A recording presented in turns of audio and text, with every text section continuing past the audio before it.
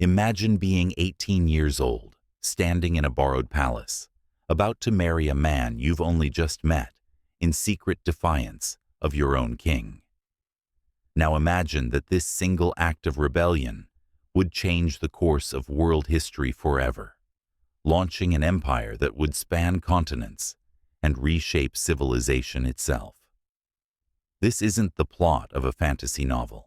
This is the true story of Isabella I of Castile, a woman who would become one of the most powerful and controversial monarchs in European history. But before she could wear a crown, before she could sponsor voyages to unknown worlds, before she could unite kingdoms and conquer the last Muslim stronghold in Spain, she had to survive a childhood marked by political intrigue, family betrayal, and a deadly game of succession that would test every ounce of her remarkable will.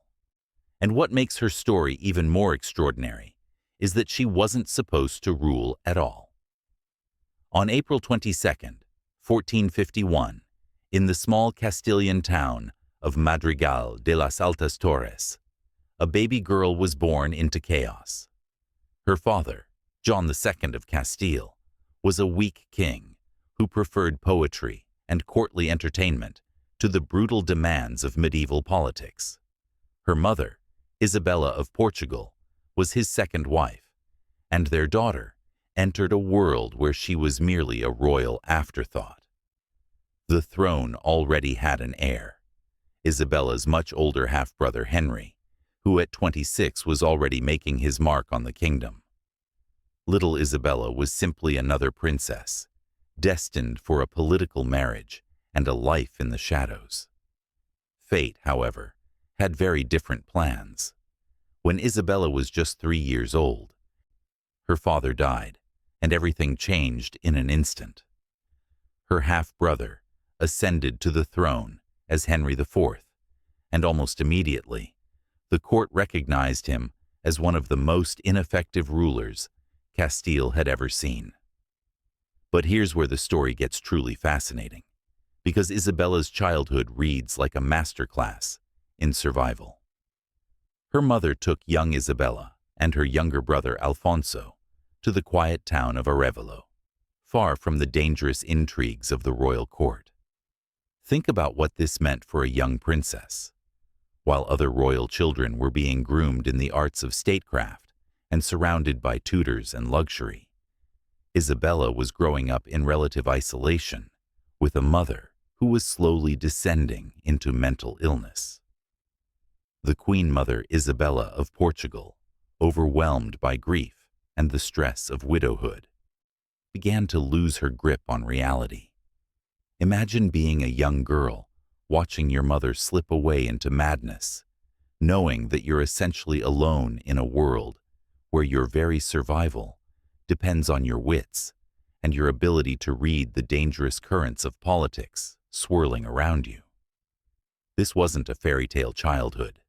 This was a crucible that would forge steel, and Isabella absorbed every lesson.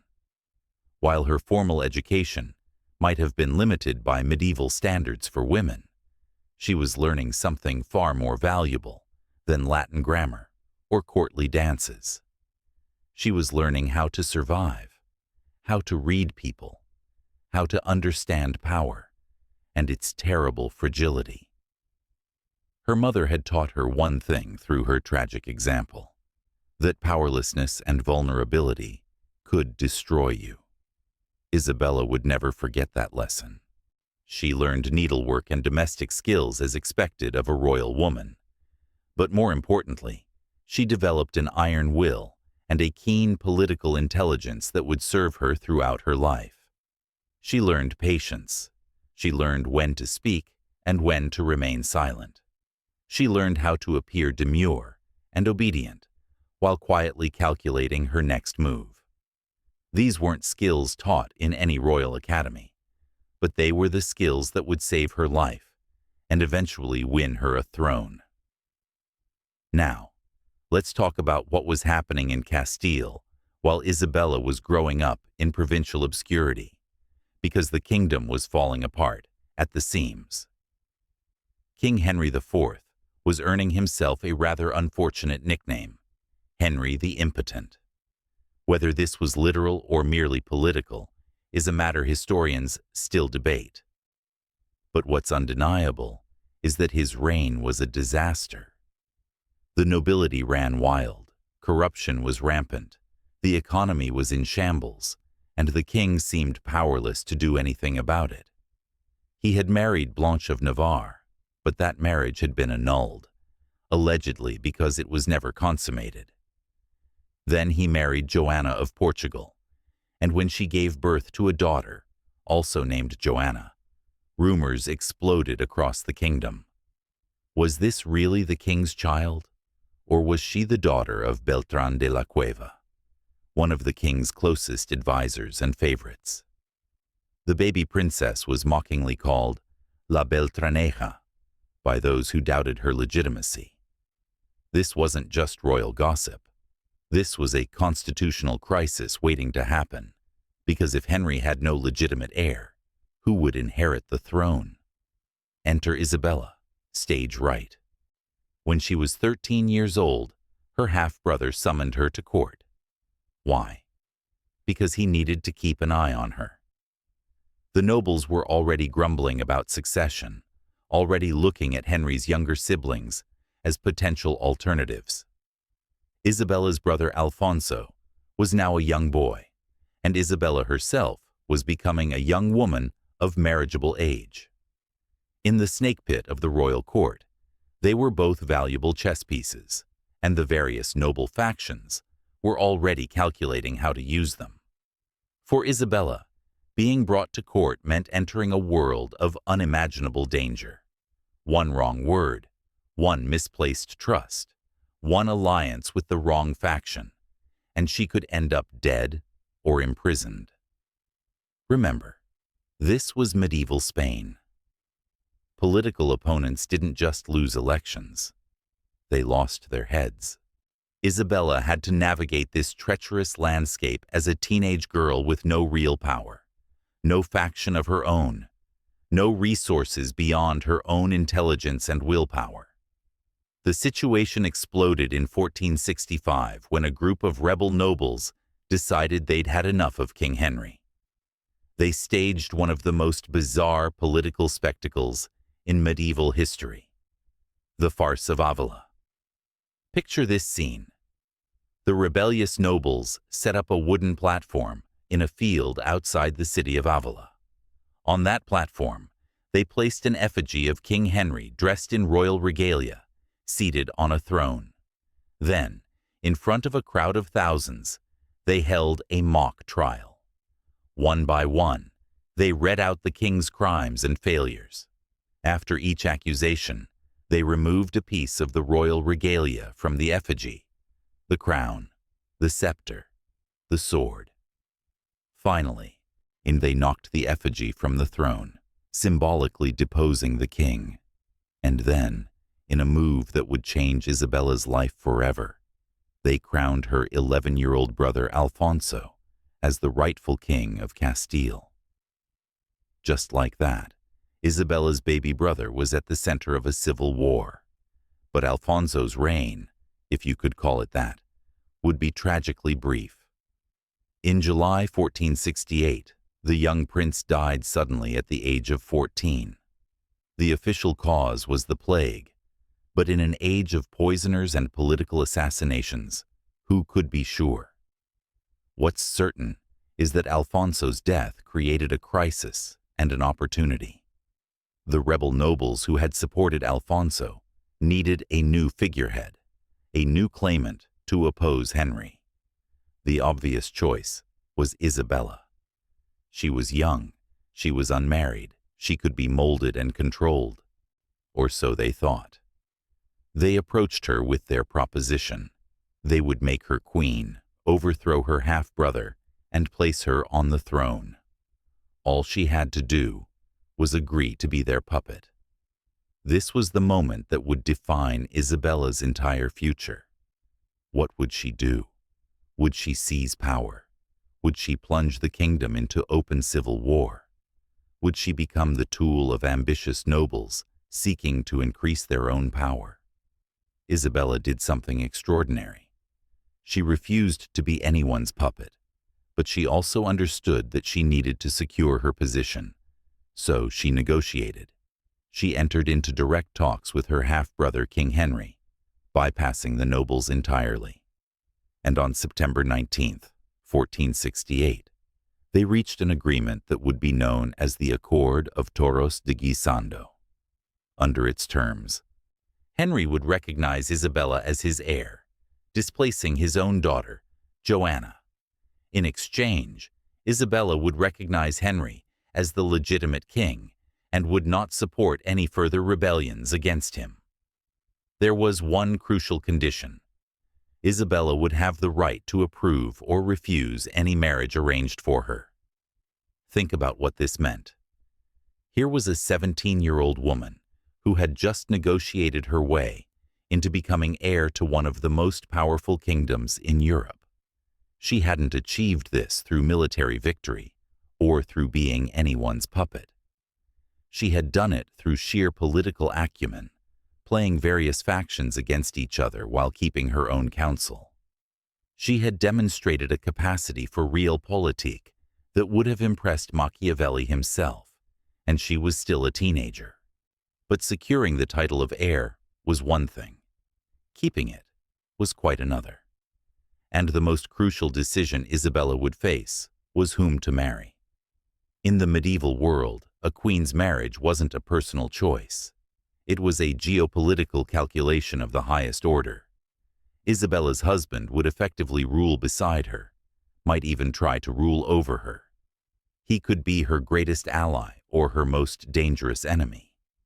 The wrong choice could mean losing everything she'd fought for, or even losing her life.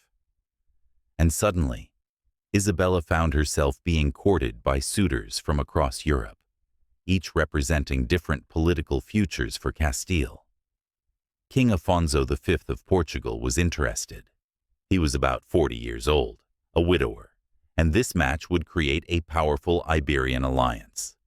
King Henry favored this match, in seeing it as a way to secure peace with Portugal. The Duke of Guienne, brother to the King of France, was another candidate. A French alliance could provide powerful continental support. And then there was Ferdinand, the young heir to the throne of Aragon. Now let's pause here, because this next decision would literally create Spain as we know it. Ferdinand of Aragon was almost exactly Isabella's age. He was handsome, intelligent, and by all accounts charming. More importantly, he was the heir to Aragon, a powerful kingdom that shared a border with Castile.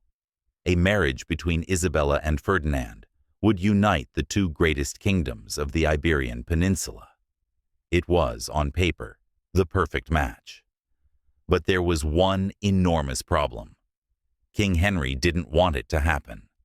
Henry favored the Portuguese match. He explicitly told Isabella not to marry Ferdinand.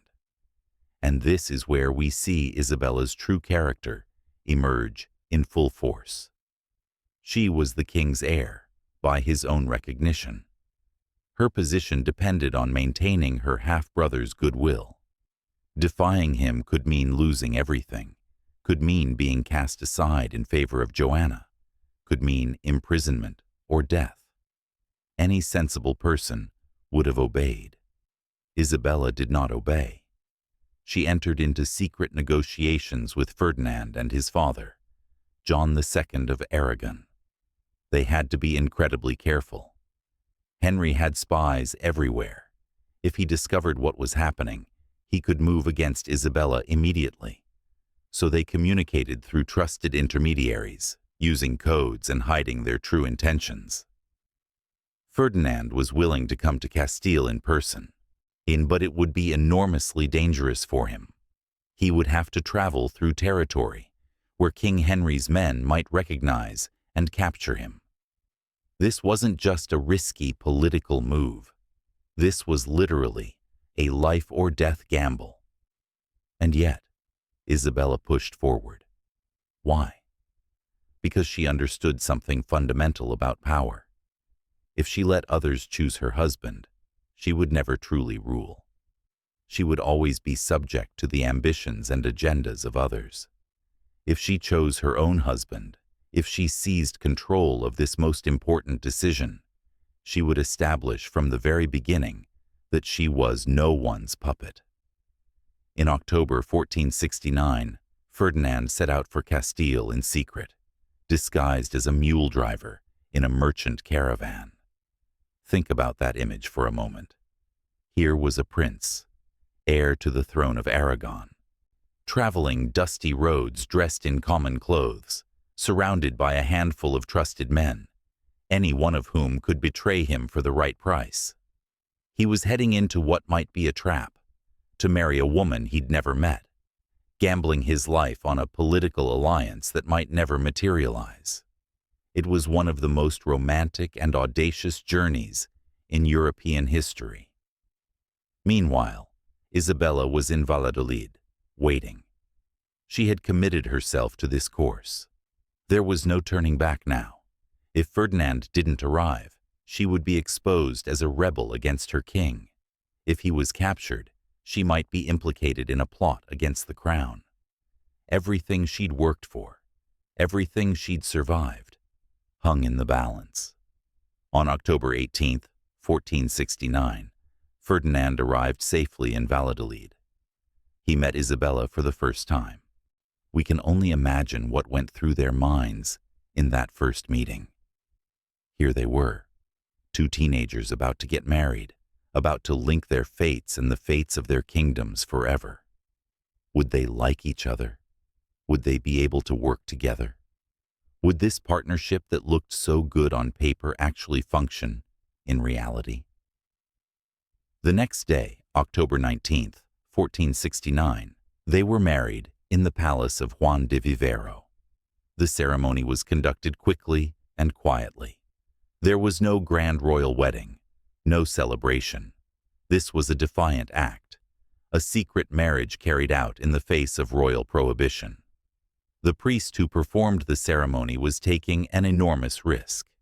Everyone present knew they were committing what King Henry would consider treason. But it was done. Isabella and Ferdinand were husband and wife. The die was cast. King Henry's reaction was predictable and furious. He felt betrayed, and he wasn't wrong.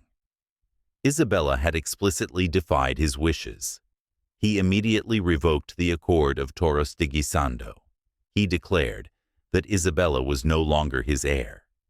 Instead, he recognized his daughter, Joanna, La Beltraneja, as his legitimate child and heir to the throne. He began arranging a marriage for her with the Duke of Guienne, the same French prince who had been a candidate to marry Isabella. The kingdom was now in a constitutional crisis. There were two potential heirs, and the nobles were already choosing sides, calculating which faction would serve their interests best. Civil war was inevitable. It was just a matter of when it would begin. Isabella and Ferdinand spent the next 5 years building alliances, gathering supporters, and preparing for the conflict they knew was coming. They presented themselves as a united front, two young monarchs working together as equals. This was actually quite revolutionary for the time. Medieval marriages were hierarchical. The husband ruled, the wife obeyed. But Isabella and Ferdinand negotiated the terms of their marriage with remarkable care. They created what historians would later call a partnership of equals, at least in theory. When King Henry IV died on December 11, 1474, the long-anticipated crisis finally arrived. Isabella was in Segovia when she received the news. She immediately moved to secure the city for her claim. On December 13, 1474, just 2 days after Henry's death, Isabella was proclaimed Queen of Castile in Segovia. The ceremony was carefully staged, and Isabella appeared in royal regalia, crowned and holding the scepter of Castile. But she did something unusual. She ordered that a sword of justice be carried before her, a symbol traditionally reserved for kings. She was making a statement. She was not a queen consort, not a woman ruling through her husband. She was a queen regnant in her own right, a ruler with absolute authority. Ferdinand wasn't even present for the ceremony. He was off dealing with affairs in Aragon, and when he arrived a few days later, he was reportedly furious that Isabella had been crowned without him, that she had made such a public display of her independent authority. This led to the couple's first major crisis. How exactly were they going to share power? Ferdinand felt that as the husband, as a man, he should have precedence. Isabella felt that as the hereditary Queen of Castile, she was the rightful sovereign. They argued, they negotiated, and eventually they reached a compromise that was documented in what became known as the Capitulations of Segovia. Under these terms, both monarchs would have their names on all official documents. Both would appear together on coins and seals. They would make decisions together. But crucially, in Castile, Isabella's authority would be recognized as supreme. She was the queen. Ferdinand was her consort and partner, but he derived his authority from her. In Aragon, when Ferdinand eventually inherited that throne, the reverse would be true. It was an elegant solution, but it required both monarchs to swallow their pride and recognize political reality. And remarkably, it worked. For the next 30 years, Isabella and Ferdinand would rule together in a partnership that, while not without its tensions, proved to be one of the most effective joint monarchies in European history. But first, they had to win a war, because Joanna, La Beltraneja, had not given up her claim to the throne. She had powerful supporters among the Castilian nobility. More importantly, she had the backing of King Afonso V of Portugal, who now decided to marry Joanna himself and press her claim to the Castilian throne. In May 1475, Afonso invaded Castile with a Portuguese army, intending to overthrow Isabella and place Joanna on the throne. The War of Castilian Succession had begun, and it would rage for 4 brutal years. This was Isabella's baptism by fire as a monarch. She couldn't just stay in a safe castle and let others fight for her. She had to be visible, had to inspire her troops, had to prove that she was a leader worth following. She traveled with the army, appeared at military camps, encouraged the soldiers, and participated in strategic planning. She proved that she wasn't just a figurehead. She was a warrior queen in her own right, willing to share the hardships and dangers of her supporters. The war went back and forth. There were victories and defeats on both sides. King Afonso of Portugal proved to be a less capable military commander than he thought he was. Ferdinand, on the other hand, showed real skill in the field. The decisive battle came on March 1st, 1476, at Toro. Ferdinand's forces defeated the Portuguese army, though King Afonso escaped. It wasn't a knockout blow, but it shifted momentum decisively in Isabella's favor, and the Portuguese were pushed back across the border. Joanna's supporters began to waver, seeing that Isabella and Ferdinand were not going to be easily overthrown. Nobles who had backed Joanna started switching sides, seeking pardons, and trying to salvage what they could. Isabella showed both justice and mercy in handling these turncoats. She punished the ringleaders but offered reconciliation to those willing to accept her authority. She was learning the delicate art of consolidating power, understanding when to show strength and when to show mercy. By February 1479, it was over. The Treaty of Alcáçovas formally ended the war. Afonso of Portugal recognized Isabella as the legitimate Queen of Castile. Joanna, La Beltraneja, was forced to renounce all claims to the Castilian throne, and she was given a choice: marry Ferdinand's cousin or enter a convent. She chose the convent, disappearing from history into a religious life. She would live until 1430, but she would never again threaten Isabella's crown. After nearly 5 years of civil war and uncertainty, Isabella's position was finally secure. She was the undisputed Queen of Castile, but winning the throne was only the beginning. Now she had to figure out how to actually rule a kingdom that had been badly mismanaged and torn apart by decades of weak leadership and civil strife. What she was about to do would transform not just Castile, but would set the stage for the creation of modern Spain and the birth of a global empire. When Isabella looked at the kingdom she had fought so hard to win, what she saw was chaos. Castile in 1479 was a mess. The royal treasury was bankrupt. The nobility had spent decades accumulating power at the crown's expense. They had their own armies, their own courts, and their own laws. In many parts of the kingdom, the local lord was more powerful than the king or queen. The cities were plagued by crime. Roads were infested with bandits. The judicial system was corrupt and inefficient. The economy was stagnant. The church was in desperate need of reform, with many clergy more interested in political power and wealth than in spiritual matters. Everywhere Isabella looked, she saw problems. But instead of being overwhelmed, she saw opportunities. She understood something that many rulers don't, that crisis creates the chance for fundamental change. People who would normally resist reform might accept it if the alternative is collapse. And Isabella was nothing if not ambitious. She didn't want to just muddle through. She wanted to completely remake Castile, to turn it into a powerful, centralized, efficient, modern state. Her first major reform came at the Cortes of Madrigal in 1476, right in the middle of the War for Succession. She established a new institution called the Santa Hermandad, or Holy Brotherhood. This was essentially a national police force, something that hadn't really existed before in Castile.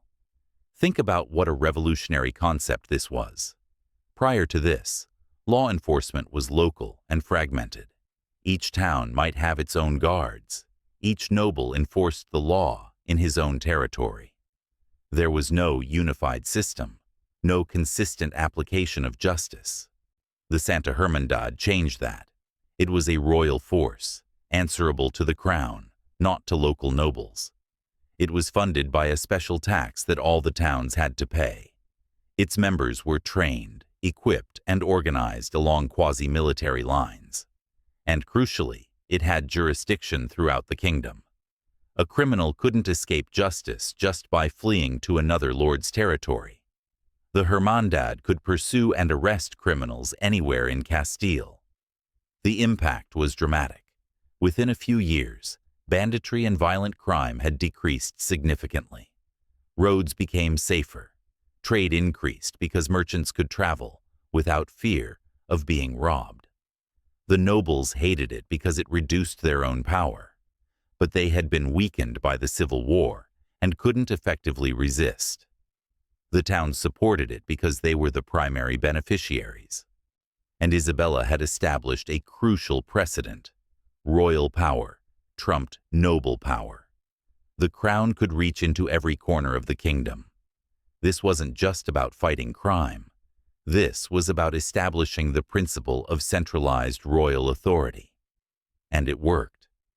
The Santa Hermandad became one of the most visible symbols of Isabella's reign, proof that this queen meant business. She was bringing order to chaos, and she was doing it with an iron hand wrapped in a velvet glove. But law enforcement was just the beginning. Isabella tackled the economy next. The royal treasury had been systematically looted during Henry IV's reign.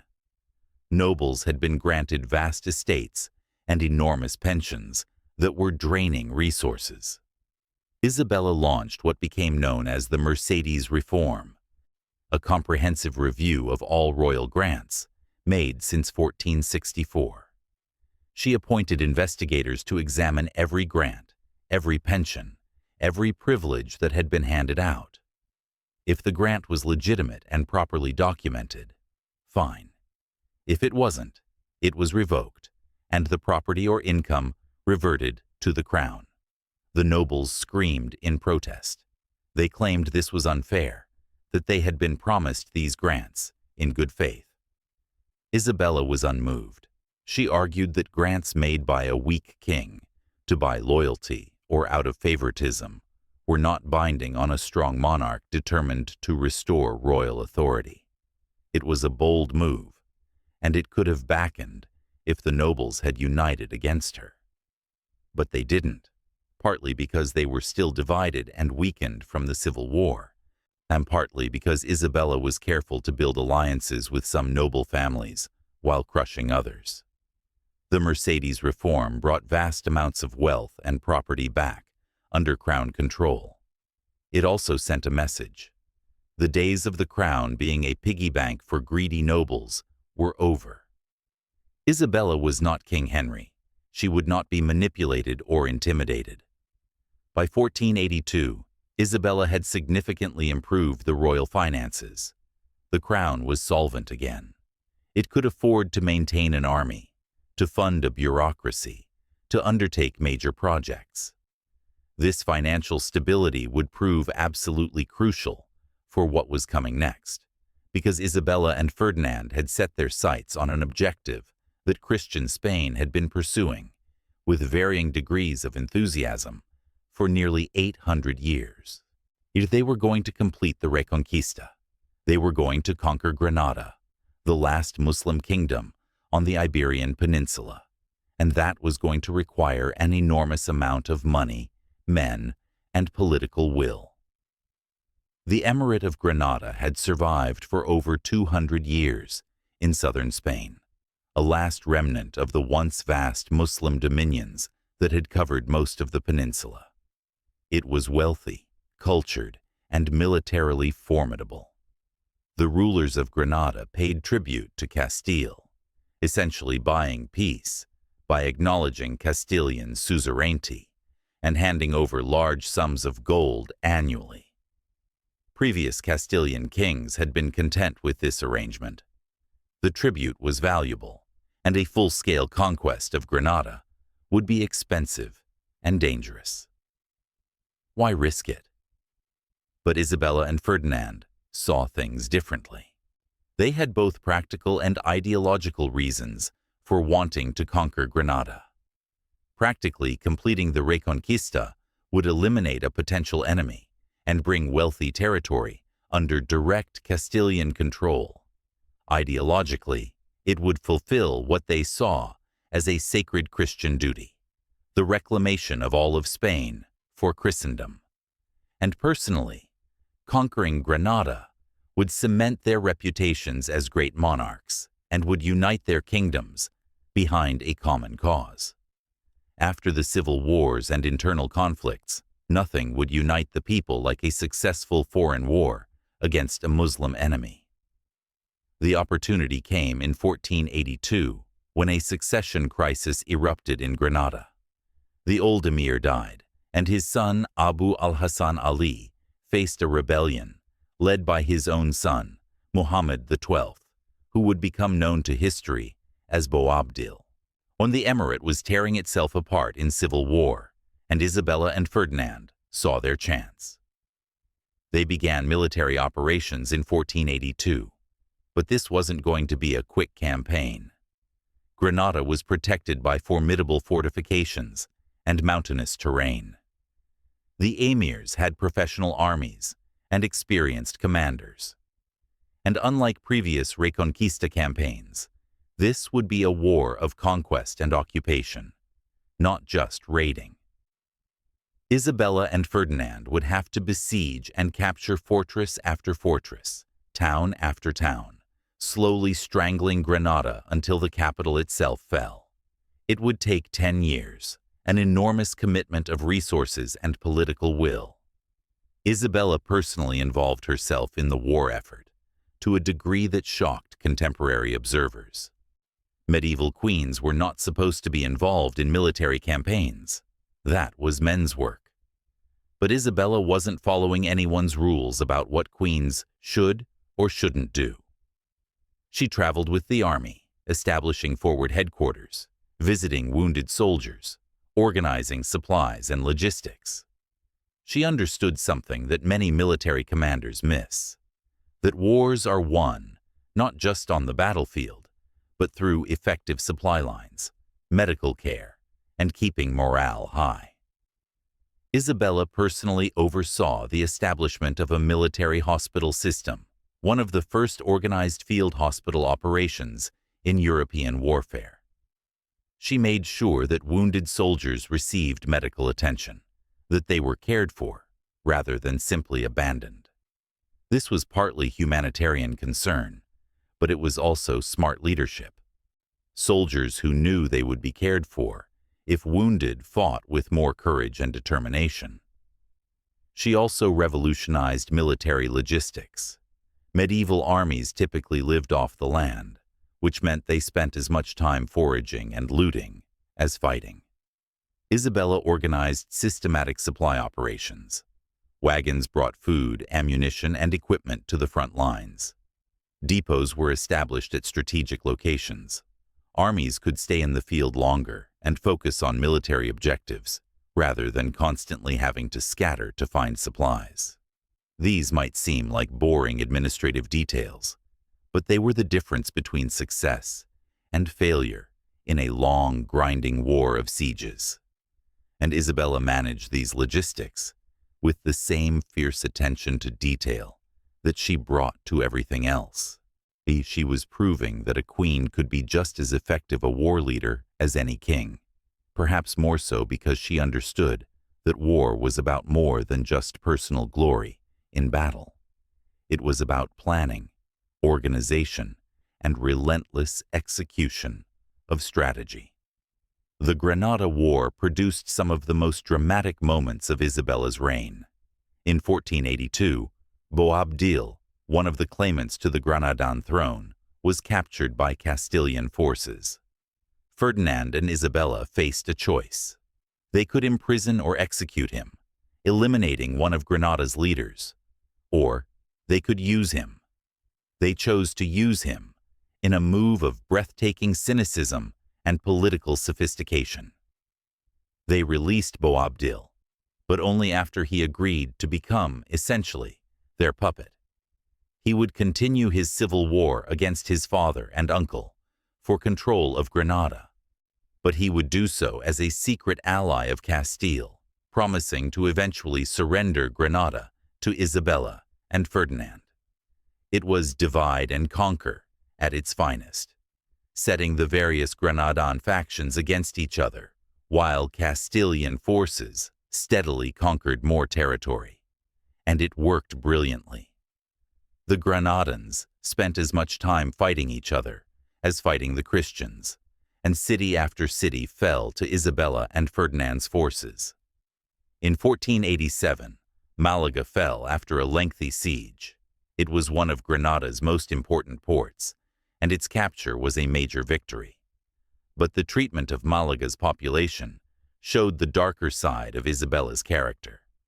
The city had resisted fiercely, and Isabella was in no mood for mercy. The entire population was enslaved.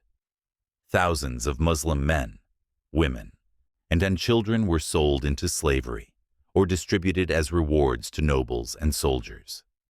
It was brutal, even by medieval standards, and it sent a chilling message to other cities that were considering resistance: surrender quickly or face the same fate. Isabella justified this harsh treatment as punishment for resistance against Christian reconquest, but it was also calculated to terrorize other cities into submission. And it worked. After Malaga, several other cities surrendered without significant resistance, calculating that survival under Castilian rule was better than destruction and enslavement. By 1490, Granada itself, the capital and heart of the emirate, was isolated. All the surrounding territory had been conquered. The city was cut off from reinforcement or resupply. In April 1491, Isabella and Ferdinand established a permanent siege camp outside Granada. They called it Santa Fe, Holy Faith, and it was built to last. This wasn't a temporary military camp. It was practically a city, with stone buildings laid out in a grid pattern. The message was clear. We're not going anywhere. We will sit here for as long as it takes. You will not be relieved. You will not be rescued. Surrender is inevitable. It's just a question of when. Inside Granada, the situation was increasingly desperate. Food supplies were running low. The population was divided between those who wanted to fight to the bitter end and those who wanted to negotiate surrender. Boabdil, the puppet emir, was nominally in control, but he was caught in an impossible situation, knowing he had secretly promised to surrender, but facing a population that still wanted to resist. The negotiations for Granada's surrender stretched out for months. Both sides were posturing, trying to get the best possible terms. Finally, on November 25, 1491, a secret agreement was reached. Boabdil would surrender Granada to Isabella and Ferdinand on January 2, 1492.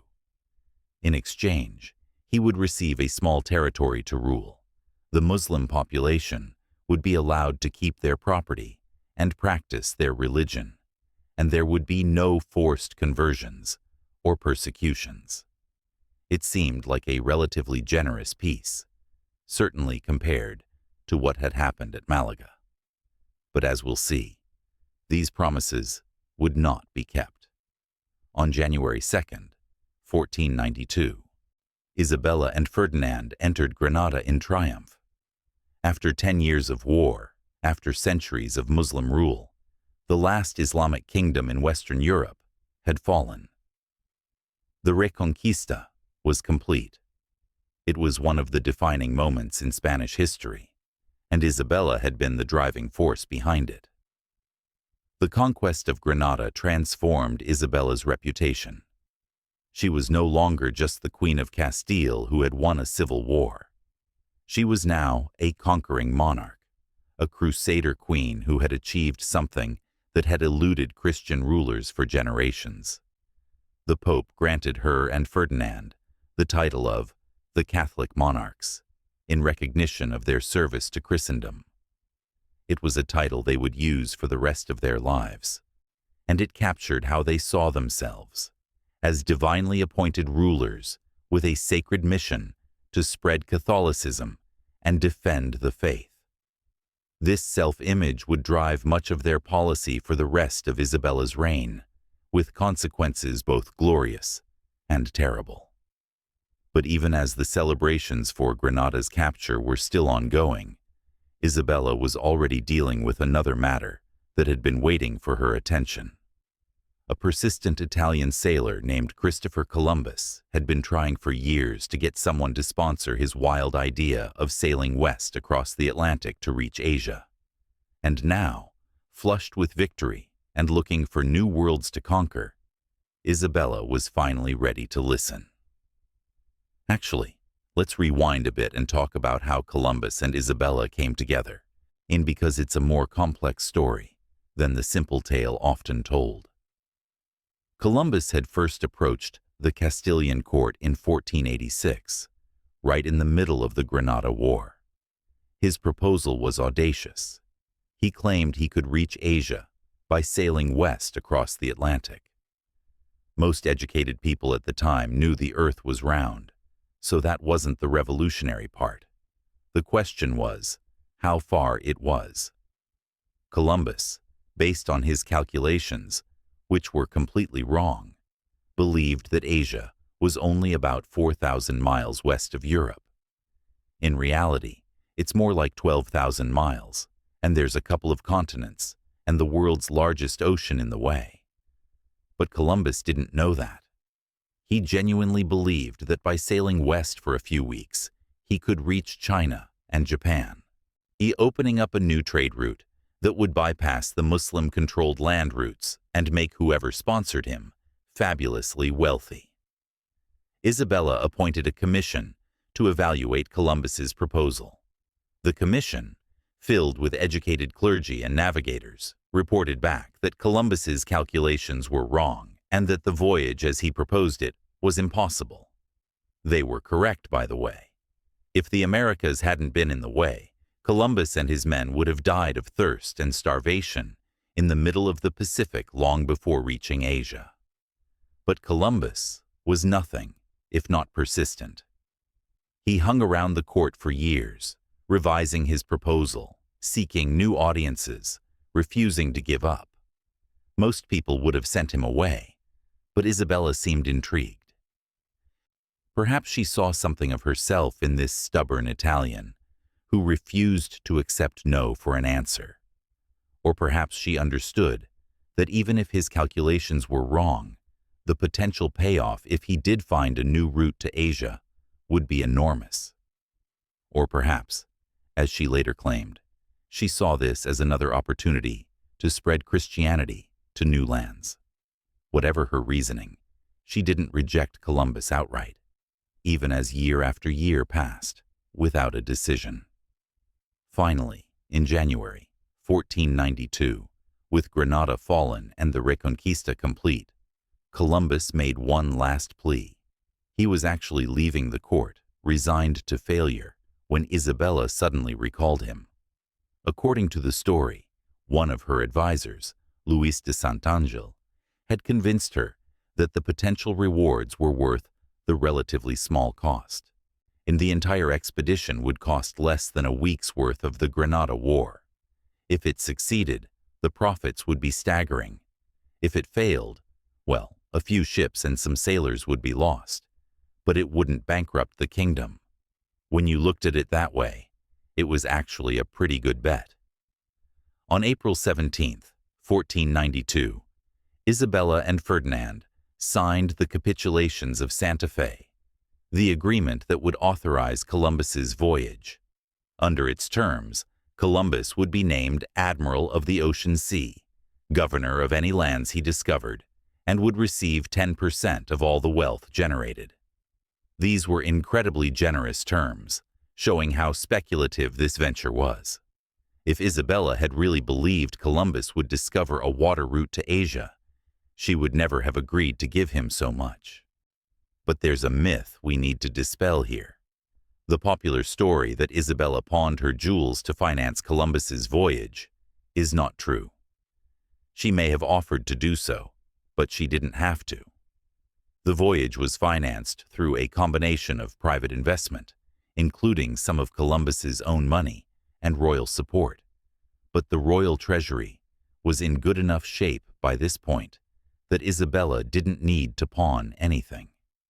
Still, the story persists because it fits the romantic image of Isabella as a visionary who believed in Columbus when no one else would.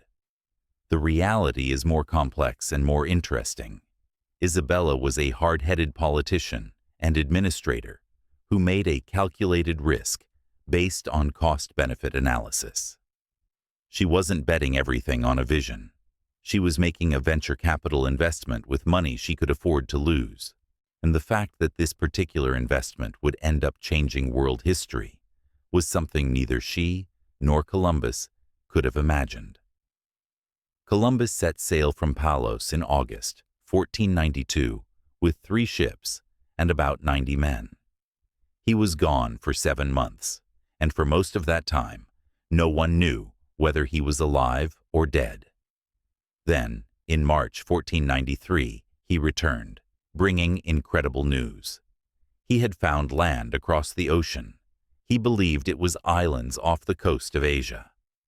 In reality, he had reached the Caribbean, discovering, from a European perspective, an entire new world that they hadn't known existed. He brought back samples of gold, exotic plants, and several indigenous people he had captured. The gold was enough to suggest that profitable lands had been found, even if it wasn't the fabled wealth of China. Isabella and Ferdinand were thrilled. They immediately authorized a second, much larger expedition. Columbus set sail again in September 1493 with 17 ships and over 1,000 men. This wasn't a voyage of exploration. This was the beginning of colonization. Now we need to talk about what this meant for the indigenous peoples of the Americas, because Isabella's role in the Spanish conquest and colonization is deeply controversial and deeply troubling. Columbus and the colonists who followed him treated the native peoples with appalling cruelty. They enslaved them, worked them to death in gold mines, subjected them to violence and sexual abuse, and brought diseases that would kill millions. Columbus himself sent enslaved indigenous people back to Spain to be sold. When Isabella found out about this, she was reportedly furious. She ordered the enslaved people freed, declaring that the inhabitants of the new lands were her subjects and could not be enslaved. She issued royal decrees stating that the indigenous peoples should be converted to Christianity, but should be treated fairly and not enslaved. This has led some historians to portray Isabella as a humanitarian who was trying to protect indigenous people from the worst abuses of colonization. But this interpretation requires us to ignore some inconvenient facts. First, while Isabella opposed the outright enslavement of indigenous peoples who agreed to convert and submit to Spanish rule, she made an exception for those who resisted. Indigenous peoples who fought against Spanish conquest could be enslaved as prisoners of war. And this exception was broad enough to drive an entire colonial economy through it. Second, while Isabella issued protective decrees, she never created effective mechanisms to enforce them.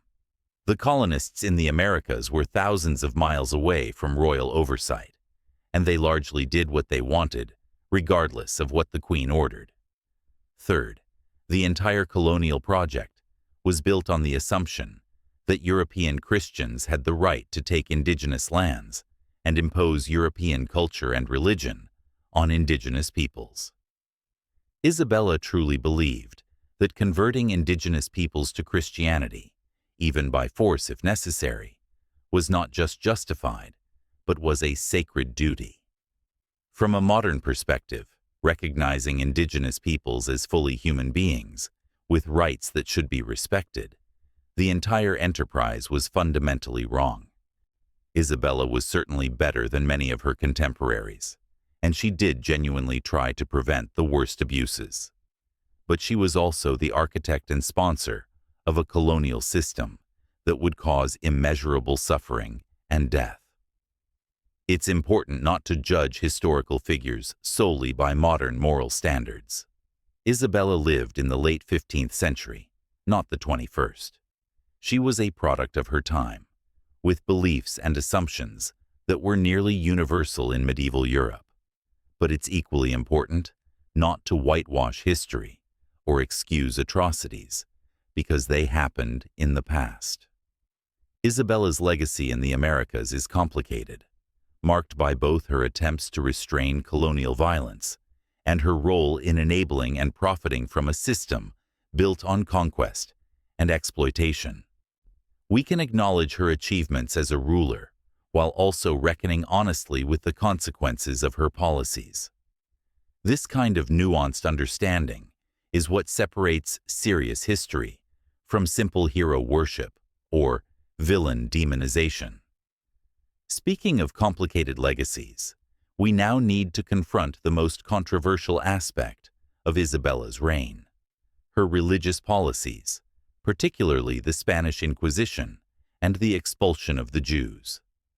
This is where Isabella's story becomes genuinely difficult, where the warrior queen and political genius revealed herself to also be a religious zealot willing to cause tremendous suffering in pursuit of her vision of a unified Catholic Spain. In 1478, Isabella and Ferdinand requested and received permission from Pope Sixtus IV to establish an Inquisition in Castile. The Inquisition was a church court designed to identify and punish heresy, specifically targeting conversos, Jews who had converted to Christianity, but who were suspected of secretly practicing Judaism. Why did Isabella want this? The answer tells us a lot about her worldview and about the religious politics of late medieval Spain. For centuries, Spain had been a relatively diverse society, with Christian, Jewish, and Muslim communities living side by side. There had always been tensions and periodic violence, but there had also been periods of remarkable coexistence and cultural exchange. But by the late 15th century, attitudes were hardening. There was increasing pressure on Jews and Muslims to convert to Christianity. Many did so, sometimes out of genuine religious conviction, but often simply to escape discrimination and violence. These converts, called conversos in the case of Jews and Moriscos in the case of Muslims, were viewed with suspicion by old Christians who doubted the sincerity of their conversions. There were accusations, sometimes justified and sometimes not, that conversos were secretly practicing Judaism while publicly claiming to be Christian. This was considered heresy, a crime against both church and state. The Inquisition was established to root out these supposed secret Jews and to ensure religious uniformity. Isabella genuinely believed that religious unity was essential for political unity. She saw religious diversity as a threat to her kingdom, a source of division and potential rebellion. She believed that a truly unified Spain required not just political unity under a single crown, but religious unity under a single faith. This wasn't just political calculation, though it certainly had political benefits. Isabella was deeply, sincerely pious. She prayed daily, attended Mass regularly, and saw her reign as a religious mission. The idea that subjects of her kingdom might be heretics, might be lying about their faith, might be endangering their souls and the souls of others through religious falsehood, genuinely horrified her. So she supported the Inquisition, not just as a political tool, but as a spiritual necessity. She was trying to save souls, even if it meant destroying bodies in the process. The Spanish Inquisition quickly gained a reputation for cruelty and excess.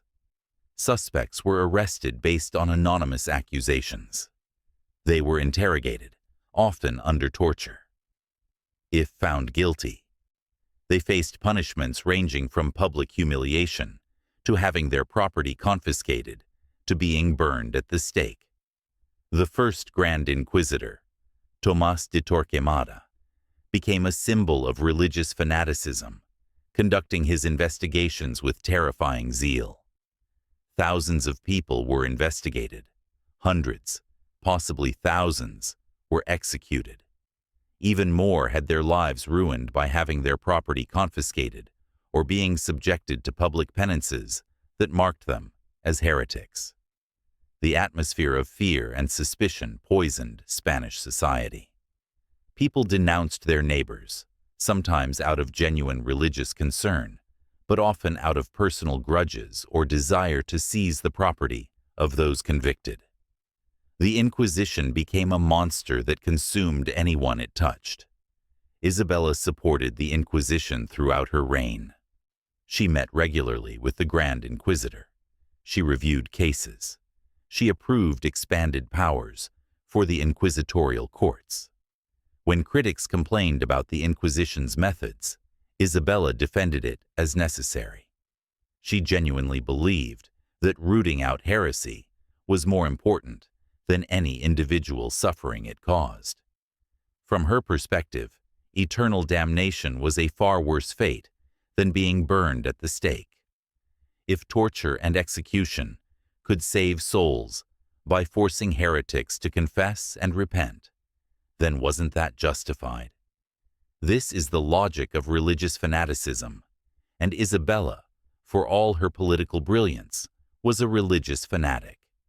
She could not conceive that diversity of belief might be acceptable, that religious tolerance might be compatible with political unity. For her, there was one true faith, and anyone who rejected it was not just mistaken, but evil, a danger to themselves and society. This zealotry reached its terrible climax in 1492, the same year Granada fell and Columbus sailed. On March 31st, 1492, Isabella and Ferdinand issued the Alhambra Decree, ordering the expulsion of all Jews from their kingdoms. Jews were given 4 months to convert to Christianity or leave, taking nothing but what they could carry. Their property, lands, and homes would be confiscated. This wasn't an impulsive decision. It had been discussed and debated for years. The Inquisition had convinced Isabella and Ferdinand that as long as there were practicing Jews in Spain, conversos would be tempted to return to Judaism. The only solution, from this twisted perspective, was to eliminate the Jewish presence entirely. Convert or leave. Those were the only options. Tens of thousands of Jews chose conversion, often not out of genuine religious conviction, but simply because leaving meant abandoning everything they had built. But tens of thousands of others chose exile, refusing to abandon their faith, even at the cost of losing their homeland. The expulsion was a human catastrophe.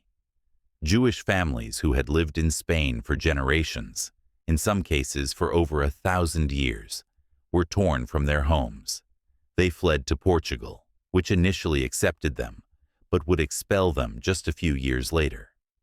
They fled to North Africa, to Italy, to the Ottoman Empire. Some were robbed and killed during their journeys. Some were sold into slavery. Through some were allowed to take ship only to be robbed and abandoned by unscrupulous sea captains. The Jewish communities that had contributed so much to Spanish culture, science, commerce, and learning were destroyed in a few months. And Spain was poorer for it. Jewish merchants, physicians, scholars, artisans, and financiers left, taking their skills and capital with them. The economic cost was significant, though it would take years to become fully apparent. More importantly, Spain had committed an act of cultural and moral vandalism, destroying a tradition that had enriched the peninsula for centuries. How do we judge Isabella for this? Some historians have tried to minimize her responsibility, arguing that Ferdinand was more directly involved, or that she was simply following the advice of religious authorities. But this doesn't hold up. Isabella was a strong-willed monarch who didn't do anything she didn't want to do. She could have refused to issue the expulsion decree.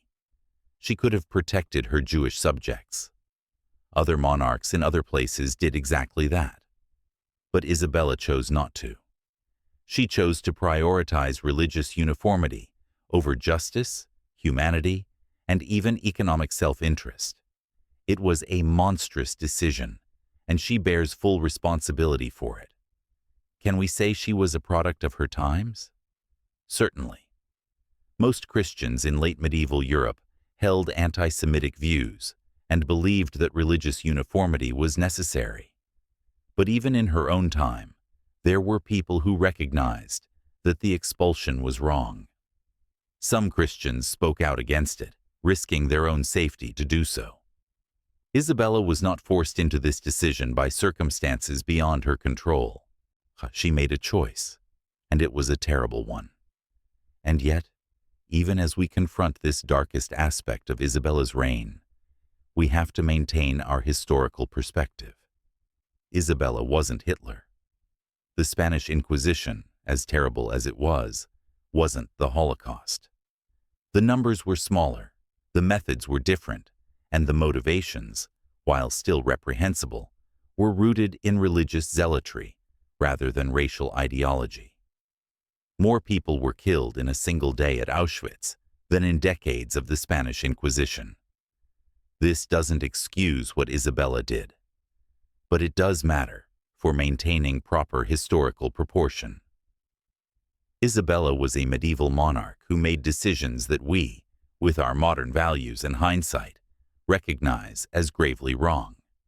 She caused real suffering to real people. But she wasn't a genocidal maniac. She was a deeply religious woman who believed she was saving souls and protecting her kingdom, and who was willing to sacrifice individual justice and compassion to those goals.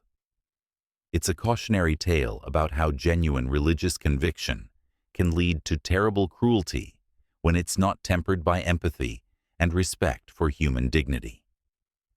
Now let's turn to another aspect of Isabella's reign that was far more positive: her reforms of the church and her support for education and culture. Isabella might have been a religious zealot in some ways, but she was also genuinely interested in improving the quality of religious life in Spain. The Catholic Church in late medieval Spain was, to put it bluntly, a mess. Many clergy were poorly educated and more interested in collecting their income than in spiritual matters. Bishops were often political appointees who rarely visited their dioceses. Monasteries and convents had become lax, with monks and nuns living comfortable lives that bore little resemblance to the austere ideals of their founders. Isabella saw this corruption and indiscipline as a threat both to the Church and to her vision of a reformed Spanish state. So she set out to fix it, with the same energy and determination she brought to everything else. She worked closely with two remarkable churchmen, Hernando de Talavera and Cardinal Francisco Jiménez de Cisneros. Talavera was her confessor and spiritual advisor, a deeply learned and pious man who shared Isabella's vision of a reformed church. When Granada was conquered, Isabella appointed him as the first Archbishop of Granada, tasking him with converting the Muslim population. Notably, Talavera tried to do this through persuasion and example rather than force, learning Arabic and establishing schools. He was later replaced by more aggressive authorities who abandoned his methods, but his appointment shows that Isabella was capable of supporting humane approaches when advised by the right people. Cisneros was even more important to Isabella's reform program.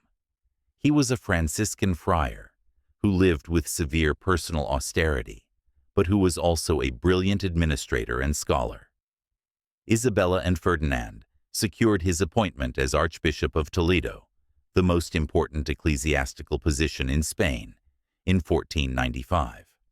Together, Isabella and Cisneros undertook a comprehensive reform of Spanish monasteries and convents. They insisted on stricter observance of religious rules, better education for clergy, and elimination of the most egregious abuses. They faced significant resistance. Monks and nuns who had been living comfortable lives didn't appreciate being told they needed to follow their vows more strictly. But Isabella backed Cisneros completely, and gradually the reforms took hold. By the end of her reign, the Spanish Church was notably more disciplined and spiritually focused than it had been 30 years earlier. This reformed Spanish Church would go on to play a leading role in the Catholic Counter-Reformation, producing saints, theologians, and missionaries who would shape Catholic Christianity for centuries. It was one of Isabella's most important and lasting achievements, even if it's less well known than her political and military triumphs. Isabella was also a patron of learning and the arts. She had received limited formal education as a child, and she seems to have been determined that others would have better opportunities. After age 30, she learned Latin, the language of educated discourse in Europe. She wasn't fluent, but she could read and understand it, which was remarkable for a woman of her generation. She established a palace school for the sons of nobles, bringing in learned tutors to provide education in the humanities, law, and theology. The most famous of these tutors was Pietro Martire d'Anghiera, an Italian humanist scholar who became one of the court's leading intellectuals. Isabella also supported the new technology of printing. She granted privileges to printers and encouraged the publication of scholarly and religious works. The first Castilian grammar, Antonio de Nebraya's Grammatica Castellana, published in 1492, was dedicated to her. She was particularly interested in ensuring that her own children received the best possible education. Isabella and Ferdinand had 5 children who survived infancy: Isabella, Juan, Joanna, Maria, and Catherine. For her daughters especially, Queen Isabella arranged an education that was unusually comprehensive for royal women of the time. They were taught not just the traditional feminine accomplishments like needlework and music, but also Latin, theology, history, and even some law. Isabella wanted her daughters to be capable of ruling if circumstances required it, and she ensured they had the intellectual tools to do so. Her youngest daughter, Catherine, would become Queen of England as Henry VIII's first wife, and she would prove to be one of the most learned women of her generation, a testament to the education her mother had insisted she receive. Isabella understood that education was power, that knowledge was a tool that could transform individuals and societies. It's one of the more forward-thinking aspects of her reign. But even as Isabella was reforming the church, sponsoring education, and building institutions, she was facing a series of devastating personal tragedies that would overshadow her final years and would ultimately undermine her carefully laid succession plans. She and Ferdinand had carefully arranged marriages for their children, building a network of alliances that were supposed to secure Spain's position in European politics for generations. Their eldest daughter, Isabella, married Prince Afonso of Portugal in 1490, uniting Spain and Portugal through royal marriage, just as Isabella and Ferdinand's own marriage had united Castile and Aragon. But just 7 months later, Prince Afonso died in a riding accident. The young widow Isabella returned to her parents' court, devastated. Then, in 1497, she married again, this time to Afonso's cousin, Manuel I, who had become King of Portugal. Everything seemed to be working out. Spain and Portugal would be united after all. But disaster struck again. Isabella gave birth to a son, Miguel, and then died from complications of childbirth in 1498. She was just 28 years old. The death of their eldest daughter was a terrible blow to Isabella and Ferdinand. But at least there was still hope in the form of baby Miguel. If he survived, he would inherit both Spain and Portugal, uniting the entire Iberian Peninsula under a single crown. But in 1500, when Miguel was just 2 years old, he died. Just like that, 2 generations of succession planning had been wiped out. The careful marriages, the diplomatic negotiations, all of it was for nothing.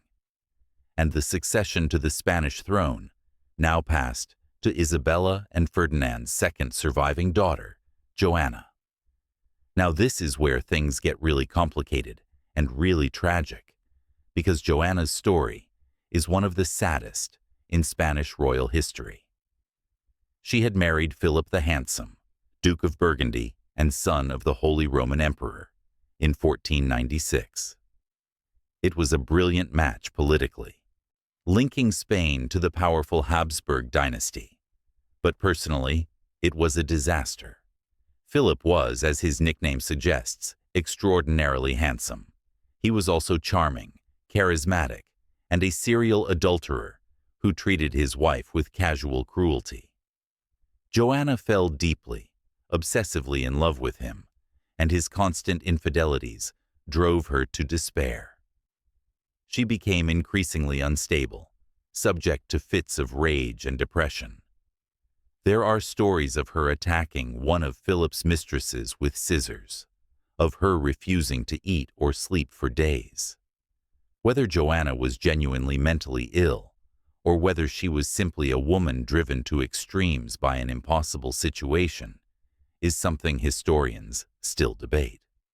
What's clear is that Isabella watched her daughter's deteriorating mental state with growing horror and helplessness.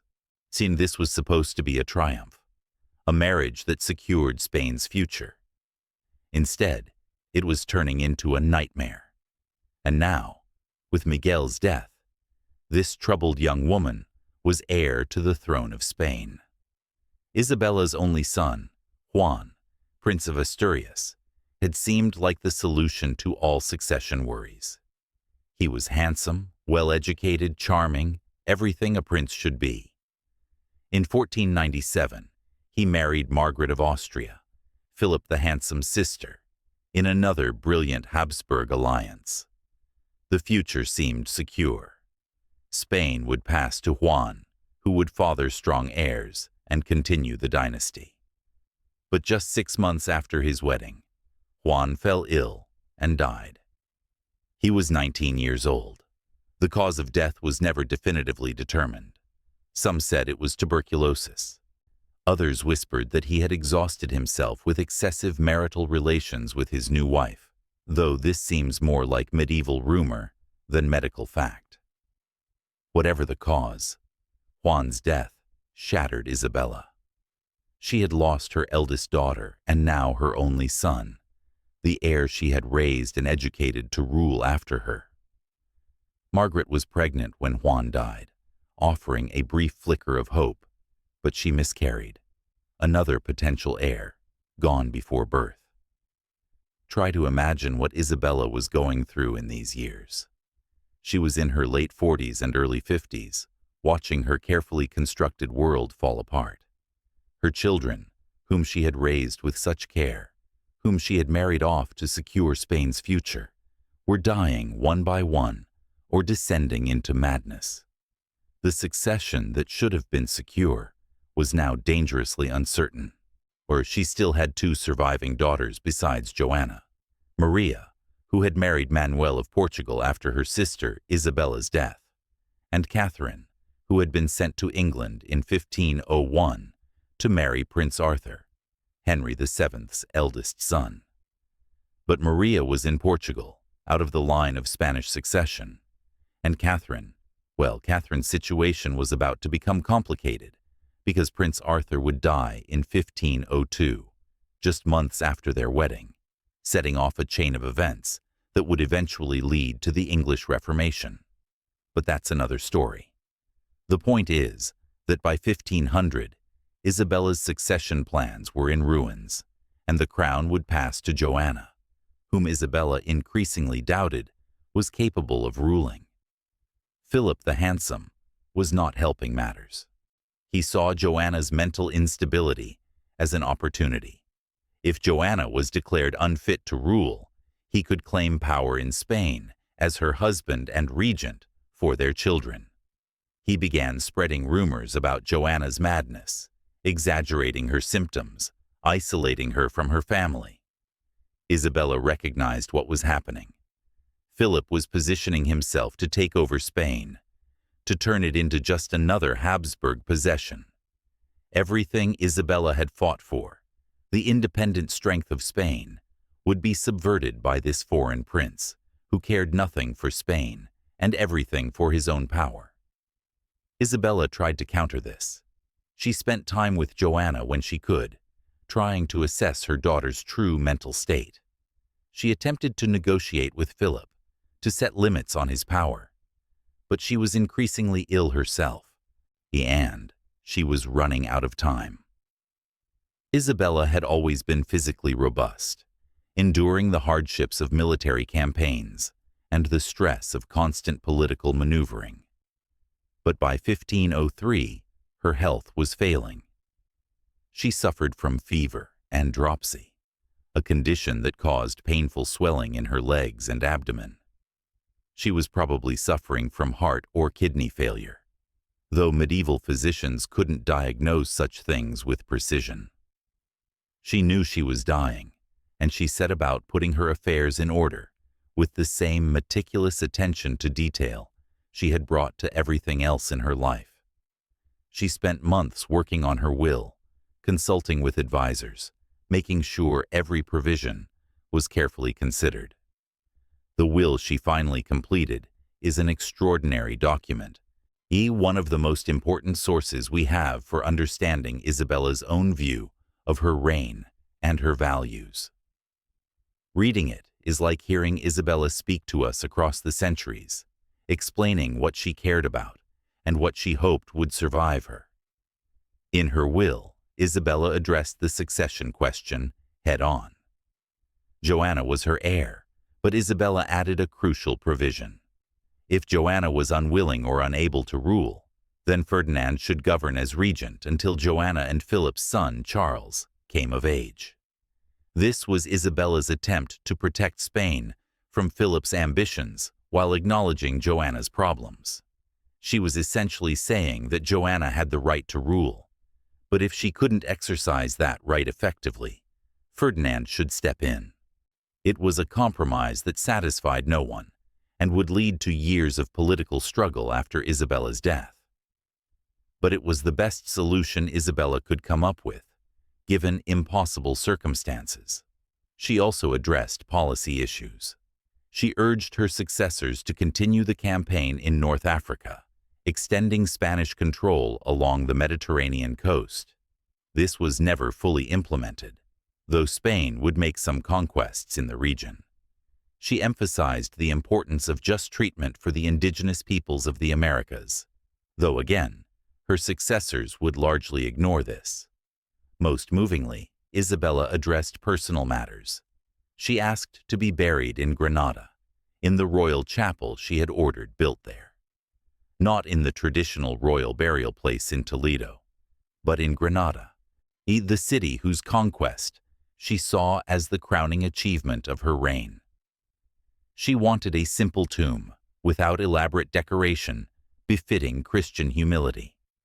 She made provisions for charitable donations, for masses to be said for her soul, for repayment of any debts she might have incurred.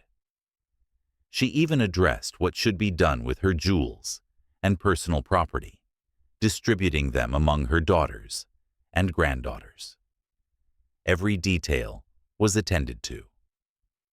Isabella was a planner to the very end, trying to control and shape events even after her death. She dictated a codicil to her will in October 1504, just weeks before she died, making some final adjustments and clarifications. She was preparing for the end, with the same thoroughness she had brought to everything else.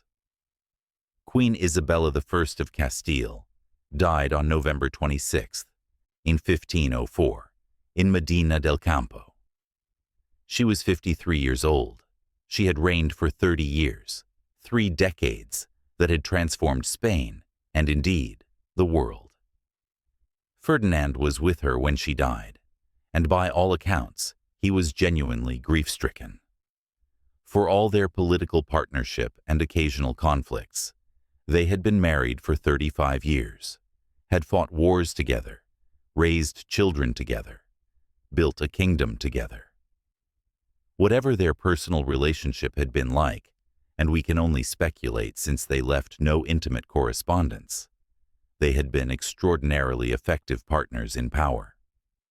Ferdinand would outlive Isabella by 12 years, remarrying and continuing to play a role in Spanish and European politics, but he would never again have a partner as capable as Isabella had been, and her death marked the end of an era in more ways than one. The funeral and burial became tangled up in the succession crisis Isabella had tried to prevent. Joanna and Philip rushed to Spain to claim the throne. Philip worked to sideline Ferdinand, declaring that Joanna was perfectly sane and capable of ruling, which conveniently meant he could rule through her as king consort. Ferdinand resisted, citing Isabella's will and Joanna's evident incapacity. The situation was heading toward civil war when, in 1506, just 2 years after Isabella's death, Philip the Handsome suddenly died at age 28, probably from typhoid fever. Joanna's response confirmed everyone's worst fears about her mental state. She refused to allow Philip's body to be buried. She had his coffin opened repeatedly to look at his corpse. She traveled across Spain with the coffin, in what became a bizarre funeral procession that lasted for months. Eventually, she was gently but firmly confined to a convent palace in Tordesillas, where she would live for the next 46 years, nominally Queen of Castile, but with no actual power. Her son Charles, who had been raised in Flanders, came to Spain and eventually inherited both the Spanish kingdoms and the Holy Roman Empire, becoming the most powerful ruler in Europe. But that was years in the future. Isabella was finally laid to rest in the royal chapel in Granada, as she had requested. Ferdinand would eventually be buried beside her. Later, Joanna and Philip would also be interred there, and their tombs sit side by side with Isabella and Ferdinand's in a small but beautiful chapel that has become a major historical site. If you visit Granada today, you can see these tombs, carved from marble with detailed sculptures of the monarchs lying in state. Isabella's tomb shows her with her characteristic crown and a book, symbolizing her piety and learning. It's a peaceful place, far removed from the religious conflicts, political machinations, and military campaigns that marked her life. Standing there, it's easy to forget the complexity and controversy of her reign and just see a medieval queen at rest. But Isabella's legacy isn't about peace and rest. Her legacy is about power, transformation, and consequences that echoed through centuries. So what, ultimately, was Isabella's impact? How do we measure the significance of her life and reign? Let's start with the most obvious and immediate impact. She created Spain. Now, technically, Spain as a unified nation didn't exist until much later. Isabella and Ferdinand ruled Castile and Aragon jointly, but the kingdoms maintained separate institutions, laws, and identities. But their joint rule created the framework for eventual unification. They established the principle that the Iberian kingdoms would be ruled together, that they would have common foreign policies and common goals. Their grandson Charles would rule both kingdoms as a single entity, and from that point forward, Spain existed as a political reality, even if full legal and administrative unification took more time. Without Isabella's marriage to Ferdinand, without their partnership in power, Spain as we know it might never have existed. Castile and Aragon might have remained separate kingdoms, following different paths, with profoundly different implications for European history. Isabella and Ferdinand established Spain as a major European power at a crucial moment. When they came to power, Spain was a backwater, divided and weak. By the time Isabella died, Spain was a rising force, with territory in Italy, North Africa, and the newly discovered Americas. Within a generation, Spain would be the dominant power in Europe, controlling vast territories and wealth. The Spanish Empire that ruled much of the world for 2 centuries was built on foundations Isabella laid. The administrative structures, the military traditions, the sense of Spanish identity and mission. All of these came from Isabella's reign. She didn't live to see Spain's golden age, but she made it possible. When Spanish armies dominated European battlefields in the 16th century, when Spanish gold fleets brought treasure from the Americas, when Spanish culture and language spread across continents, all of this traced back to decisions Isabella made and policies she implemented. Then there's the whole matter of the Americas and the beginning of European colonization. Columbus's voyage in 1492, sponsored by Isabella, initiated a process that would transform the entire world. The Columbian Exchange, the movement of people, plants, animals, diseases, and ideas between the Eastern and Western hemispheres, was one of the most significant events in human history. It brought potatoes, tomatoes, corn, and chocolate to Europe, changing European agriculture and cuisine. It brought horses, cattle, wheat, and diseases to the Americas, utterly transforming indigenous societies, usually catastrophically so. It initiated centuries of European colonization, the transatlantic slave trade, the creation of new nations and cultures in the Americas. The modern world, with its global interconnections, its mixture of cultures, its patterns of power and inequality, all of this flows, in part, from that moment when Columbus, backed by Isabella, sailed west into the unknown. Now, Isabella didn't intend to discover a new world. She thought she was funding a trade expedition to Asia, but she made the decision that made it possible, and she established the principles that would govern Spanish colonization.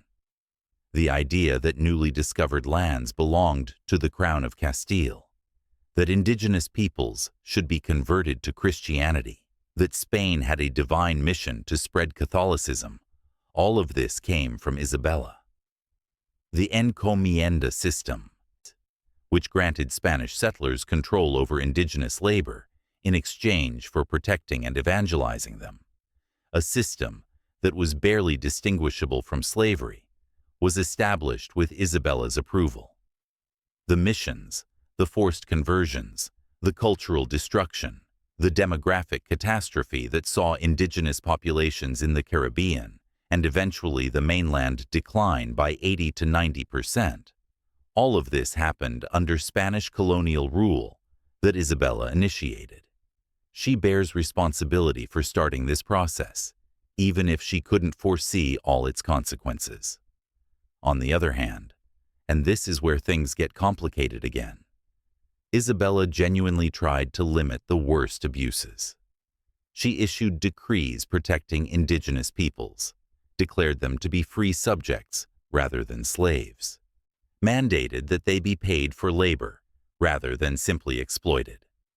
The laws of Burgos in 1512, issued after Isabella's death but based on principles she had established, were some of the first attempts anywhere to create a legal framework for colonizer-indigenous relations that recognized indigenous rights. These laws were inadequately enforced and easily evaded, but they existed. They were a foundation that later reformers like Bartolomé de las Casas could build on when arguing for indigenous rights. Some historians argue that without Isabella's protective impulses, however inadequately implemented, Spanish colonization might have been even more destructive than it was. That's cold comfort to the millions who died, but it matters for assessing Isabella's legacy. She wasn't a monster who delighted in suffering. She was a complicated person, whose religious convictions led her to support a colonial project, while also trying to impose moral limits on it that her successors largely ignored. Back in Europe, Isabella's religious policies had enormous consequences. The Spanish Inquisition that she established continued for over 3 centuries, not being finally abolished until 1834. It became synonymous with religious persecution and fanaticism. The Black Legend, the idea of Spain as uniquely cruel and intolerant, was built largely on the Inquisition's reputation. Now, the Black Legend was partly propaganda spread by Spain's Protestant and English enemies, and it exaggerated both the extent and uniqueness of Spanish cruelty. Other countries had their own inquisitions and religious persecutions. But there's no denying that the Spanish Inquisition was a terrible institution that caused real suffering, and Isabella was its founder and patron.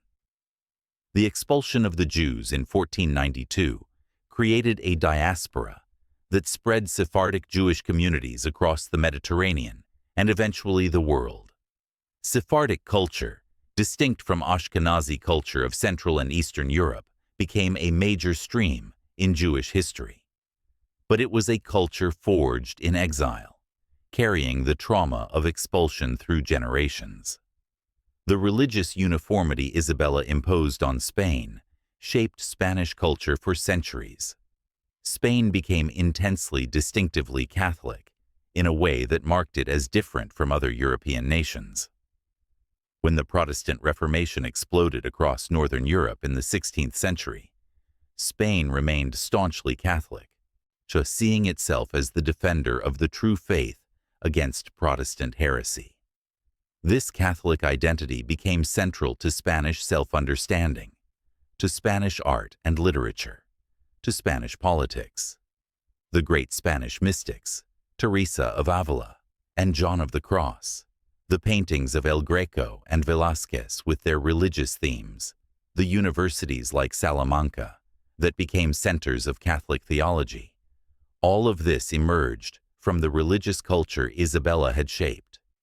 It was a rich and powerful culture, but it was also a culture that had been purged of diversity, that had expelled or forcibly converted Jews and Muslims, that enforced orthodoxy through fear.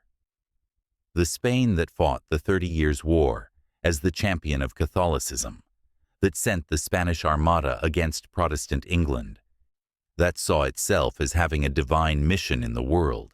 This was the Spain Isabella had created. Isabella's impact on the role of women in power is ambiguous, but significant. On one hand, she proved that a woman could rule effectively, could be a military leader, could manage a kingdom's finances and foreign policy. She wasn't just a consort or a regent ruling for a minor. She was a queen regnant, a ruler in her own right who happened to share power with her husband. This was relatively unusual in medieval Europe, and Isabella's success, her effective 3-decade reign, demonstrated that women were capable of exercising royal power. She became a model for later female rulers, proof that queens could be just as effective as kings. Her daughter Catherine of Aragon would cite her mother's example when arguing that women could rule. Mary Tudor and Elizabeth Tudor in England, Mary Queen of Scots. All of these 16th century queens ruled in a world where Isabella had already proven that female monarchy could work. On the other hand, Isabella didn't really advance the cause of women generally. She was an exceptional individual, operating in a world that gave women very few opportunities for power.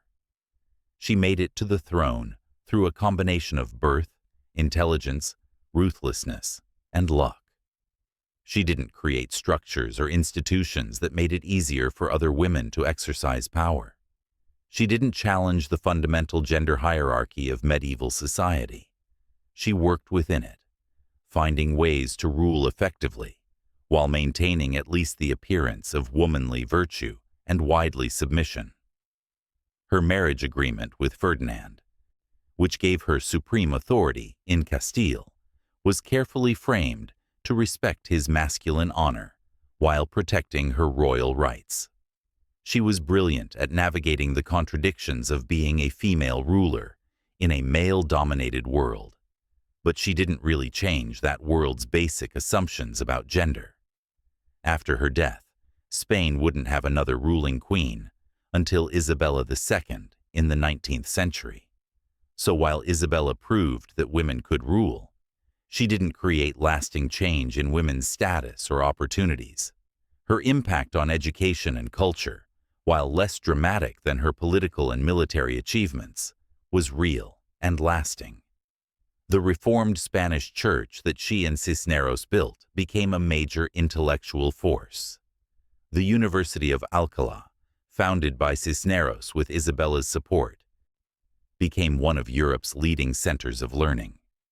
The Complutensian Polyglot Bible, a multilingual edition of the Bible published at Alcalá, was a major scholarly achievement.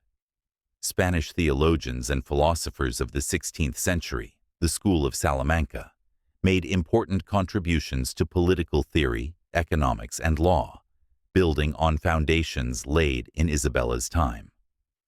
The Spanish mystics developed new forms of spirituality and devotional writing. Spanish literature flourished, culminating in Cervantes and the golden age of Spanish literature. Isabella didn't cause all of this directly, but her support for learning and reform created conditions that made it possible. Financially and administratively, Isabella modernized the Spanish state. The reforms she implemented, bringing royal finances under control, centralizing authority, creating more effective bureaucratic structures. These became the model for early modern state building throughout Europe. Other monarchs looked at what Isabella and Ferdinand had done and tried to replicate it. The idea of a strong centralized monarchy, governing through professional administrators rather than relying entirely on the nobility. This was the future of European governance, and Spain under Isabella was at its forefront. The council system of government, with specialized councils handling different areas like finance, justice, military affairs, and foreign policy, was refined and expanded under Isabella.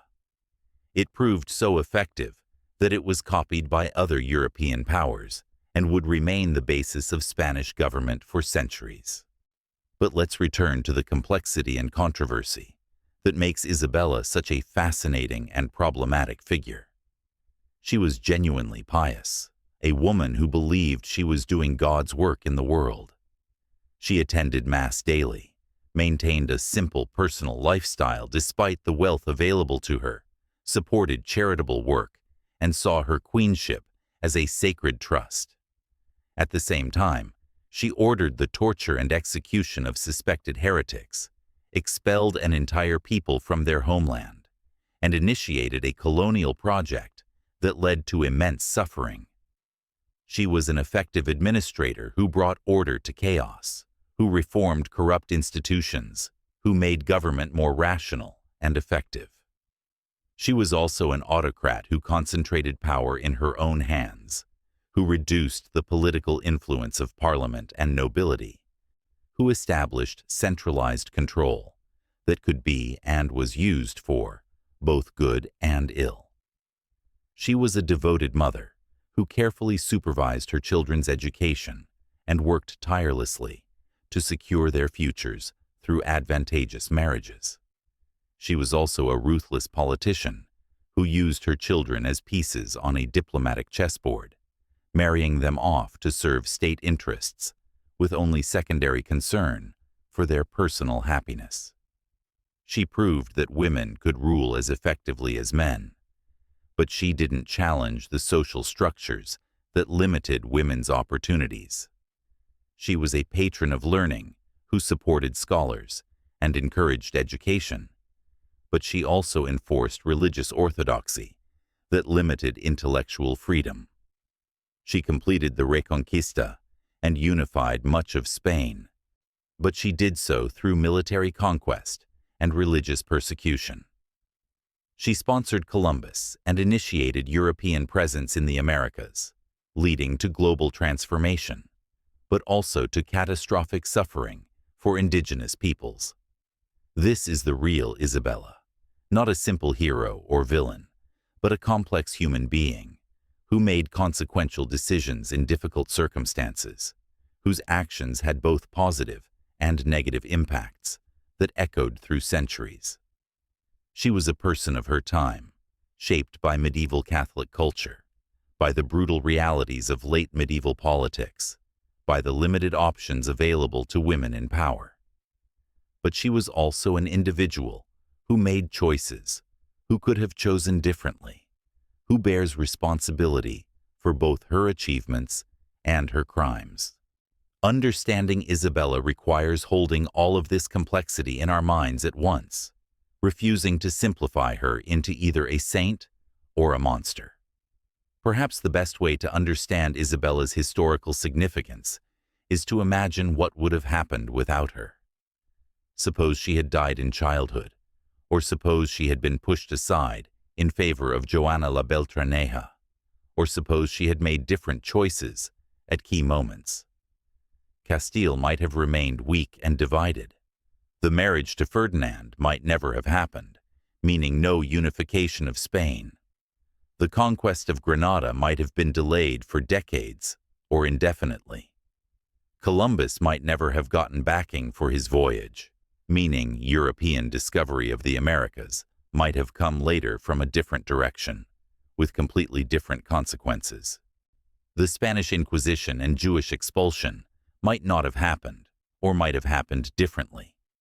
The entire course of European and world history might have been different. Now, historical counterfactuals are always speculative, and we can't know what would actually have happened.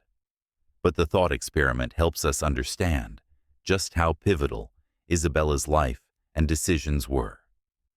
She lived at a hinge moment in history, when medieval Europe was transforming into early modern Europe, when global connections were being established, when religious and political structures were being reshaped. And she was one of the primary agents of that transformation. She didn't just react to events, she shaped them. She made things happen through force of will, intelligence, and determination. Whether we judge her actions as good or bad, we can't deny their significance. She mattered. She changed things. And 5 centuries later, we're still living with the consequences of decisions she made. That's what makes her a truly major historical figure. In the centuries after her death, Isabella's reputation has fluctuated wildly, depending on political and cultural circumstances. In Spain, during the 16th and 17th centuries, she was lionized as a great Catholic queen who had unified the nation and spread the faith. During the Enlightenment, she was often criticized for religious intolerance and the Inquisition. During the 19th century, Romantic historians alternately celebrated her as a strong woman leader or condemned her as a religious fanatic. During the Spanish Republic in the 1930s, she was sometimes criticized as representing authoritarian monarchy. During Franco's dictatorship, she was promoted as a symbol of Catholic Spanish nationalism. Since Franco's death and Spain's transition to democracy, Spanish historians have attempted more balanced assessments, acknowledging both achievements and failures.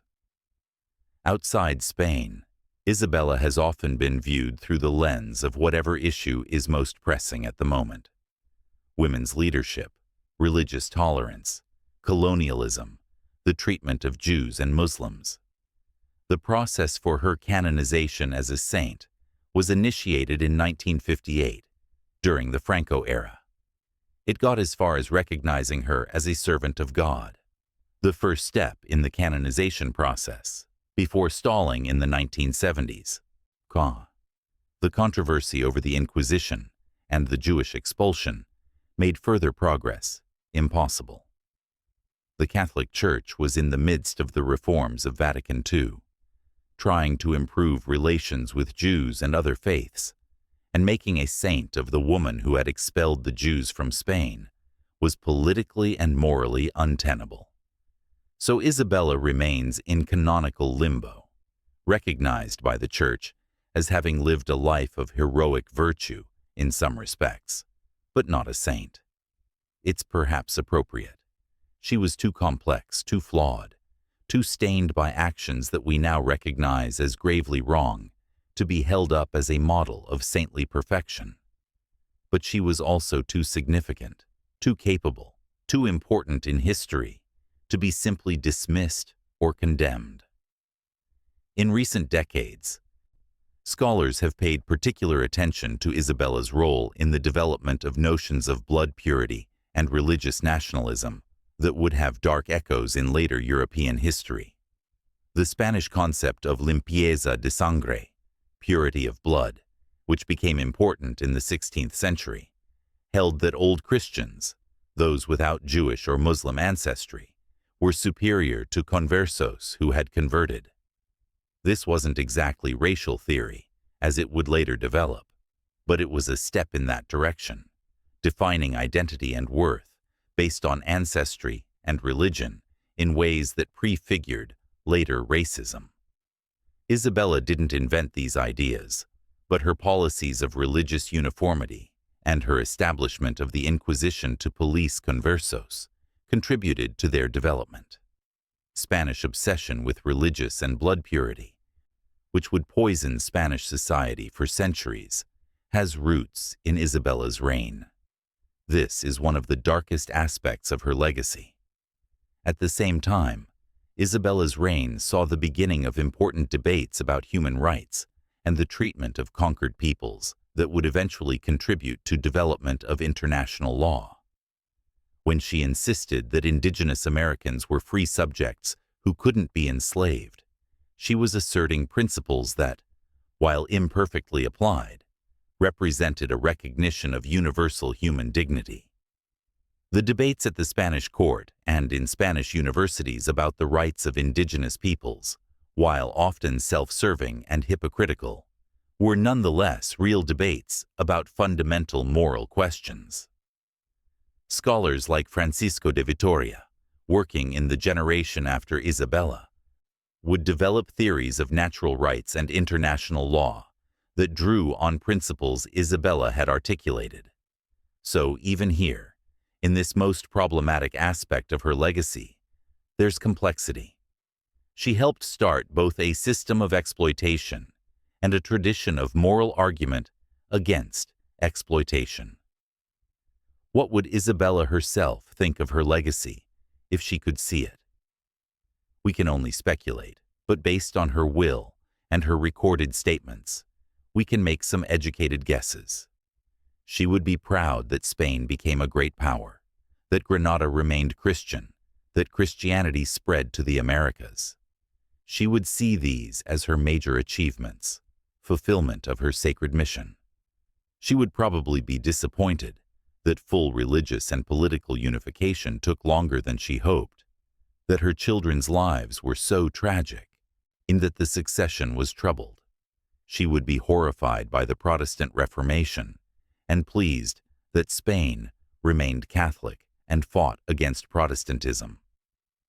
She would be distressed by the decline of Spanish power in later centuries, but would hope that her legacy of Spanish greatness still resonated. As for the Inquisition and the Jewish expulsion, she would likely defend them as necessary measures, believing to the end that religious uniformity was essential and that she had served God's purposes. She was a true believer, and true believers rarely recant, even when they should. Would she have done anything differently if she had known the full consequences? Almost certainly not in terms of her major policies. Isabella was not prone to doubt or regret. She believed she was right, believed God was guiding her, and that conviction sustained her through terrible personal losses and difficult decisions.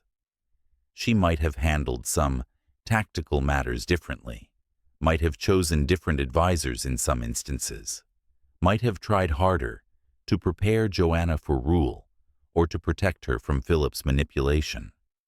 But the big decisions, the ones that defined her reign and shaped history, she would make them again.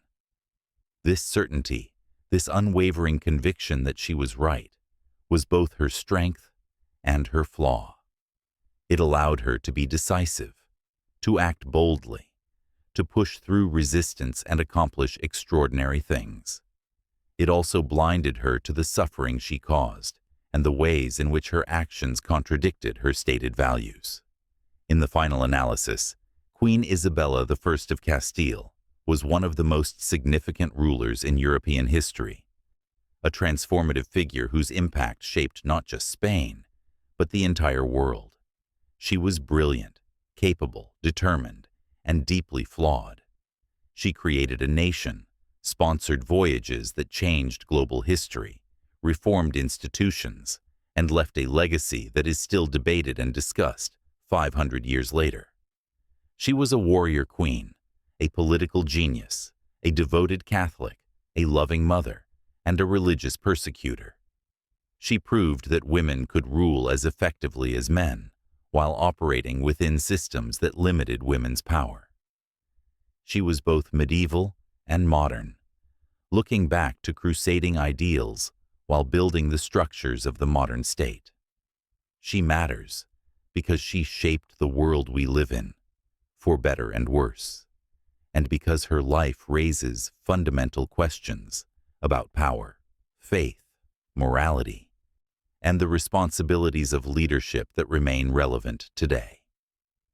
When you think about Isabella's life, from that baby girl born in an obscure Castilian town who wasn't supposed to rule, to the powerful queen entering Granada in triumph, to the dying woman carefully drafting her will and trying to control events beyond her death, you're witnessing an extraordinary human drama. This was a life lived at full intensity, with the highest possible stakes. Every decision might mean the difference between success and failure, life and death, glory and ruin. Isabella played the game of power at the highest level and won far more often than she lost. She started with almost nothing, a teenage girl with a dubious claim to a troubled throne, and she ended as the most powerful woman in the world, ruler of kingdoms that stretched from Europe to the Americas. She did this through intelligence, will, careful planning, and ruthless execution. She was one of history's great self-made monarchs, and her story is endlessly fascinating, precisely because it's so complex and contradictory. If you take nothing else from Isabella's story, take this. History is made by real people, making real decisions in real time, without the benefit of knowing how things will turn out. Isabella didn't know when she married Ferdinand that it would create Spain. She didn't know when she supported Columbus that he would discover a new world. She didn't know that her religious policies would poison Spanish society for centuries. She didn't know that her carefully arranged marriages would end in tragedy. She made the best decisions she could with the information and values she had, and those decisions echoed through time in ways she couldn't have imagined. That's both the power and the terror of historical agency. Our actions have consequences far beyond what we can see or control. Isabella wielded power with confidence and skill, but she couldn't control what came after. None of us can. We can only do what we think is right and hope that the consequences are ones we could live with. So who was Isabella of Castile? She was a survivor who learned in childhood that only the strong endure. She was a political genius who outmaneuvered older, more experienced opponents. She was a warrior queen who personally participated in military campaigns. She was a reformer who modernized government and church. She was a sponsor of exploration who helped initiate the age of global connections.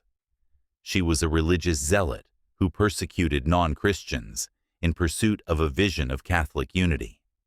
She was a loving mother, devastated by her children's deaths. She was a devoted wife in an equal partnership that was rare for its time. She was a patron of learning and culture. She was a nation builder who created Spain. She was a woman operating in a man's world who proved that gender didn't determine capability. She was all of these things, and the contradictions don't cancel each other out. They coexist, creating a portrait of a complex human being who happened to be one of the most powerful people in the world. In our age of simplified narratives and social media soundbites, Isabella's complexity is instructive. We want our historical figures to be simple, either heroes or villains, so we can easily categorize them and move on. But reality doesn't work that way. People are complicated. They contain multitudes. They do both good and bad things, often from the same motivations. Isabella believed she was serving God, and that belief led her to both establish hospitals for wounded soldiers and to burn heretics at the stake. She loved her children tenderly and used them as political pawns. She was generous to individuals in need and merciless to groups she saw as threats. She promoted education while enforcing orthodoxy. She protected indigenous peoples in theory, while enabling their exploitation in practice. Understanding this complexity is essential to understanding history and, ultimately, to understanding ourselves. We are all capable of both nobility and cruelty, often at the same time. The question is, which impulses we choose to follow and how we judge the consequences of our actions. Isabella's story also reminds us that intentions don't excuse consequences. She genuinely believed she was doing the right thing when she established the Inquisition and expelled the Jews. She believed she was saving souls and protecting her kingdom. But good intentions don't make the suffering any less real. The Jews who were forced into exile, the conversos who were tortured by the Inquisition, the indigenous Americans who died from disease and exploitation, they all suffered regardless of Isabella's intentions. As we grapple with historical legacies and current injustices, remembering this is crucial. What matters is not just what we intend, but what we actually do.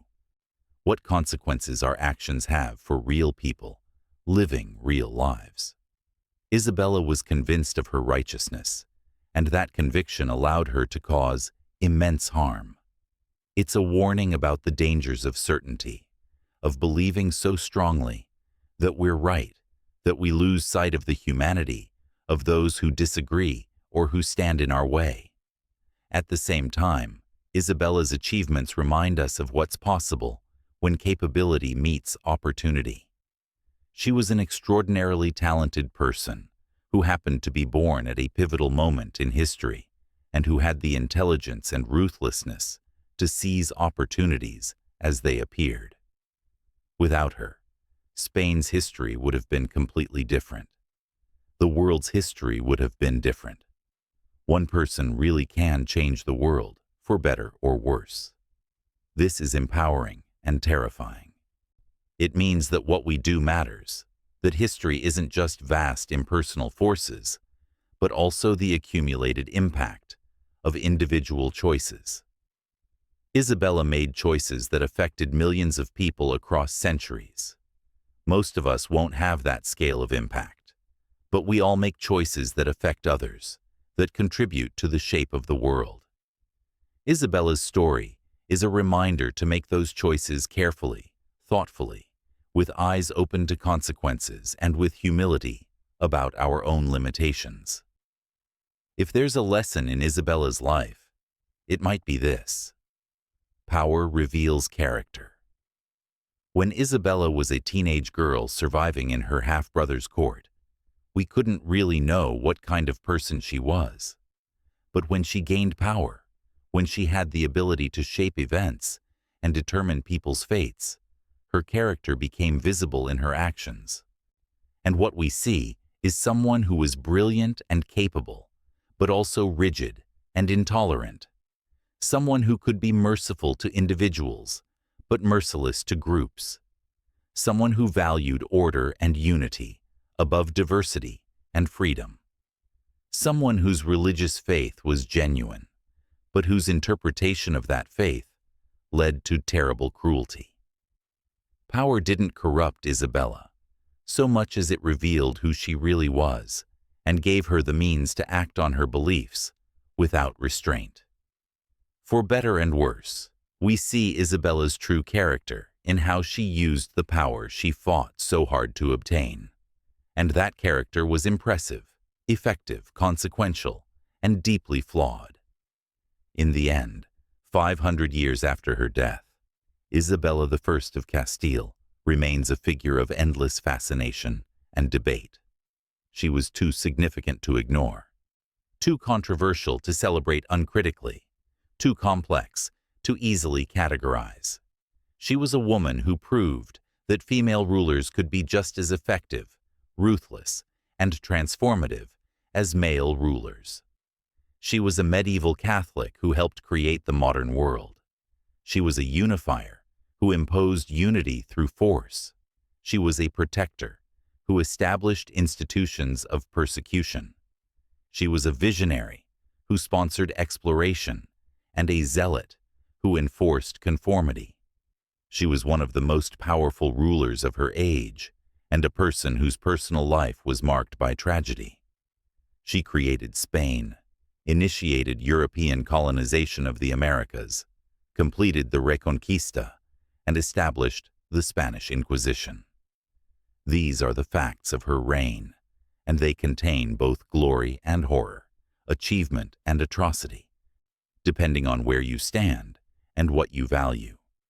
Understanding Isabella requires us to practice historical thinking at its most sophisticated.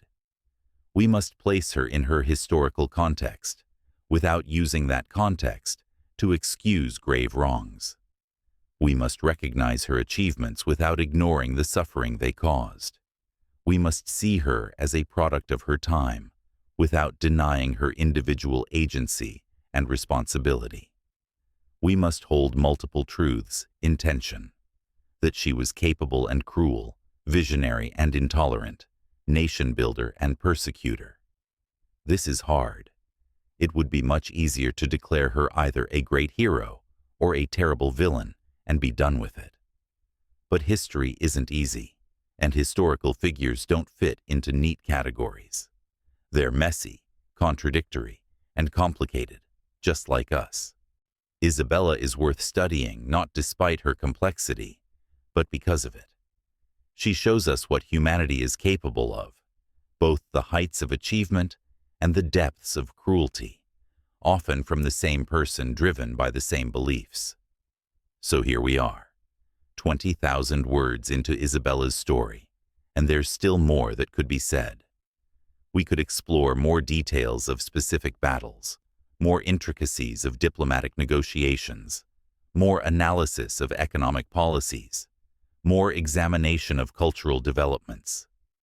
Isabella's reign was so consequential, touched so many aspects of life, that we could continue almost indefinitely. But perhaps this is enough to capture the essential: Isabella, the woman who changed the world, whose decisions 500 years ago still shape our reality today. From that obscure birth in 1451 to that carefully planned death in 1504, Isabella lived an extraordinary life that demands our attention and challenges our judgment. She was one of history's great rulers, and like all great rulers, she was also profoundly human, which means profoundly flawed. Remember her, study her, debate her legacy, but don't simplify her.